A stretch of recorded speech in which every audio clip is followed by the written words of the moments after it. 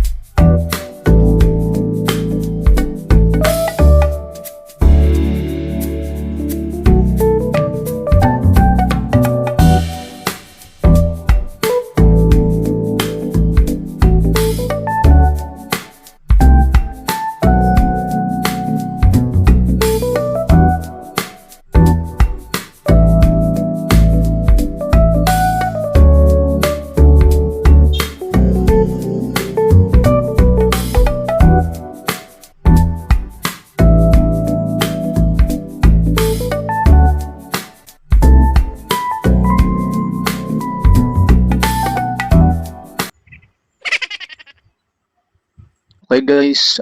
Before dive into our topic today, CapCut removal for your uploading video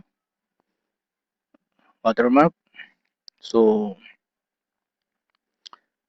hang on a second. I'm gonna wanna inform you for my next video about the langsat tree. If you have a langsat tree on your yard, or if you are farmer, so what's my next video for that tree? How it uh, increasing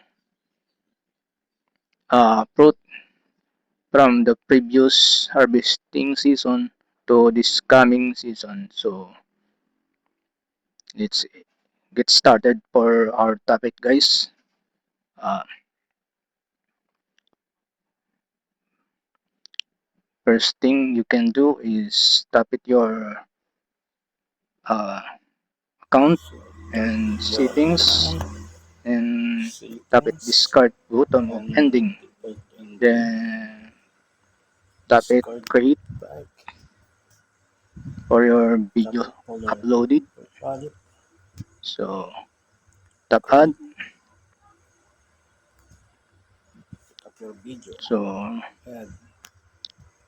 my internet this time is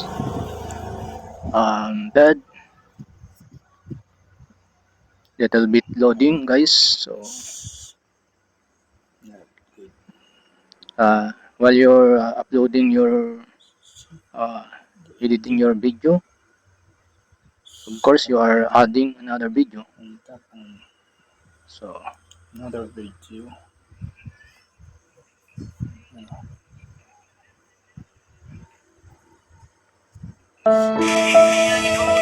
so you can see CapCut watermarks is already here.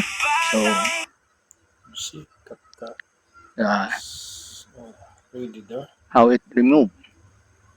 So slide there Here. Make sure the and line, white line is perfectly aligned, and the engine. na Yeah, okay. and tap it. Make sure that white line is See, perfectly aligned there, not here, not see, here. Okay, so must be here. Okay, and then tap delete button. delete. You can see watermark And still cut it's is work. out. No more. One Once again. more. Okay, See, pretty easy. that's pretty easy for CapCut watermark removing. Okay, so if you like my video, guys, hit the subscribe button down there. So thanks for watching. Bye.